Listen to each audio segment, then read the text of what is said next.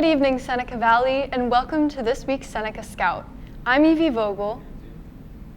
And I'm Cadence Kilhoff, and tonight we will be covering the recent news of Russia invading Ukraine, discussing the exciting information about the new Mamma Mia musical, and teachers' thoughts on the end of mask mandates. Let's begin with clearly one of the biggest stories on the world stage, Russia's invasion of Ukraine. Over the past week, several tech giants have pitched in to help Ukraine weather the storm of Russia's invasion. Meta, formerly Facebook, has blocked several state-run Russian accounts from posting on the platform, as well as not allowing Russia to advertise. Google has disabled map traffic data in Ukraine in an effort to protect the well-being of Ukrainians. Google has taken this step to not let Russian military personnel use this data to their advantage. YouTube has blocked all monetization from Russian-owned accounts, as well as preventing many of them from posting new content on the platform. Twitter has also blocked several Russian accounts from posting on the platform and blocking ads. Each of these tech giants have helped Russia in aiding Ukraine against the Russian advances into the city. The end goal is to prevent Russia from spreading propaganda, as well as preventing many Russian organizations from receiving funding from these companies. In the midst of Russia's invasion into Ukraine, celebrities still gathered together on February 27th for the 28th Screen Actors Guild Awards ceremony in Santa Monica. With this mass gathering came backlash towards the ceremony, whether it was from the public or celebrities themselves. Spider-Man Andrew Garfield spoke with host Laverne Cox about how he felt uneasy attending the awards due to such a tragic time. Cox agreed and said, quote, "Hopefully our work and our art can be an escape for people in these very trying times." Andrew Garfield and Laverne Cox weren't the only celebrities who spoke out about the matter at the ceremony, though. Michael Keaton dedicated his own speech to address the conflict, and both Michael Douglas and Tyler Perry were seen wearing ribbons with the Ukrainian flag's colors. Outside of the awards, Blake Lively and Ryan Reynolds donated roughly $1 million to Ukraine, while Andy Cohen, Lady Gaga, Ashton Kutcher, and Mila Kunis all spoke out and shared their support on Twitter. Fleetwood Mac's Stevie Nicks is currently facing her own backlash due to her take to Instagram, where she wrote a letter and compared Vladimir Putin to Hitler himself, saying, "He is coming back to haunt us." She even went as far as threatening Putin and hoping that he would, quote, "turn to dust." This list is only a fraction of celebrities and individuals who are showing solidarity with Ukraine through donations and social media support. It's the first week of March, so you know what that means. Seneca Valley students in grade 9 through 12 are currently performing the hit musical Mamma Mia. The remaining shows are today, Saturday, and Sunday. Let's see what some of the cast members have to say. Hi, my name is Ella. My name is Graham Logue. Well, hi, my name is Emma Zalesnik.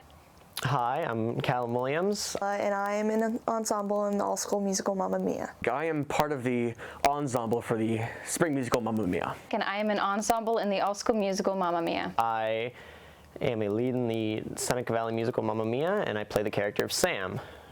This year, for Seneca Valley's all-school musical, the students are performing the production Mamma Mia, the amazing story of how a girl named Sophie finds her real father.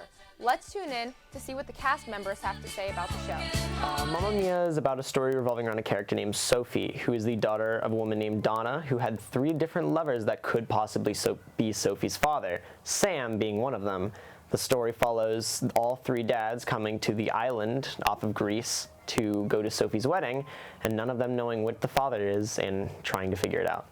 My musical experience has been really good so far. I think it's a great experience for people who are interested in pursuing a musical theater career, and it's been fun learning about the theater and just getting to know new people. Musical theater was a community for me for a very long time, and the communities present in the spring, fall musicals in SV have been some of the greatest communities I've been a part of. Let's see how the cast members feel about the songs in Mamma Mia. My favorite song in the musical is either Chiquitita or The Winner Takes It All. I'd say my favorite song would be, oh, that's so tough. I'd say probably the most fun is Does Your Mother Know, just because it's the most entertaining to watch, and I think it's also really fun to sing. But unfortunately, I'm not in that number, and I really wish I was. My favorite song in Mamma Mia is Super Trooper, just because I love all the harmonies and it sounds really beautiful. My favorite song, that would have to be Does Your Mother Know? Like in general, it's just a fun song, and the dance in it is really fun. The directors are super fun to be around. Our main director, Mr. Mara, is such a wonderful person, and he has a great spirit. Our music director is super funny, and he's really talented. And our dance director, she's amazing as well. The directors are great. I mean, Mr. Mara is really fun. He's really is easy to connect to and offers just a lot of help if you need it. Devin is a great choreographer. She helps with a lot of stuff related to the musical, not only choreography-wise, but she also helps with timing in certain songs and stuff like that.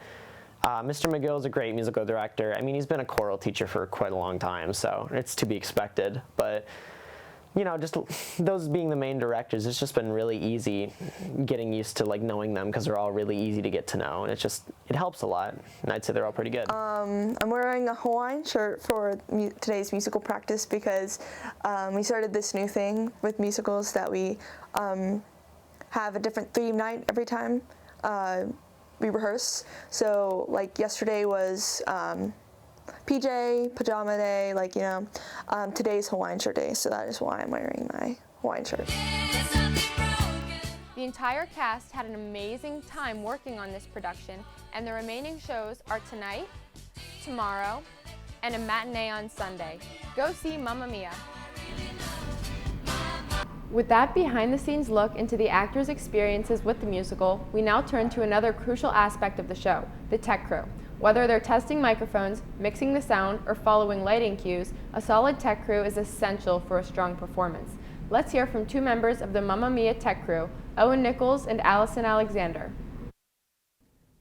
My name is Allison Alexander, and I'm on spot. My name is Owen Nichols, and my job on Tech Crew is to operate the band board. With Spot, you have your giant spotlight thing, and you have a headset on, so people can tell you when you're supposed to have the spotlight on the people on stage. They can give you the proper cues. Daily responsibilities that I have to do for the show are monitor to make sure that everything on the band board is functioning properly, and make sure that all of the instruments down on stage are working with no connection issues. Make sure everyone can hear the director through their headset, and tie all of this to go through the main auditorium speakers. When we get our cues, we have to make sure that the spot is in the correct position. We have to make sure it's on the right people. We have to move it very delicately so we can track it without it like being very jerky.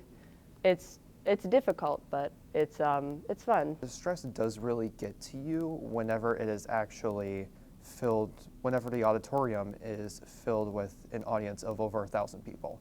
There's a lot more behind the scenes than people think there is. It's not just coming up and immediately knowing what to do. It's getting your cues. It's figuring out how to use your technology. And a lot of it is just getting along with the people who you're taking orders from and who are giving you your cues.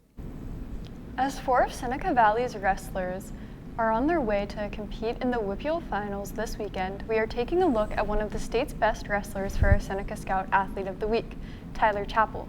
Tyler won the 113-pound section title last weekend, and he will be looking to defend his Whippeal title this weekend. Here's what Tyler had to say about his success and how he's getting ready to make a run for first place in the Whippeals. Who is your biggest role model, and how have they helped you get better at wrestling? My biggest role model in wrestling is my brother, because he went through the same program at Seneca, and I looked up to him to try to make it to the state finals like him. What is the hardest thing you have to overcome while preparing for Whippeals? Maintaining my weight without losing strength so I can go out and wrestle at my best, and then maintain it the second day so I can wrestle my best. Last year, Tyler won 3rd place in the PIAA States competition, and he has just recently made his commitment to compete in Division I wrestling at the University of Pittsburgh. Congratulations to Tyler and the other 3 wrestlers who are also heading to Hershey: Manny Santos, Liam Volklaus, and Connor Smith. We wish you guys the best on the road to Hershey. Finally, the CDC has changed the mask policies for public schools and locations with areas with the lower medium COVID-19 community level. Ever since the United States finished a nationwide quarantine in June 2020, COVID-19 has greatly impacted schools and has also changed the policy that students and staff were required to wear a face covering. On February 25th, the policy finally concluded. Let's listen to some Seneca Valley teachers on their thoughts with the removal of mandatory mask policy.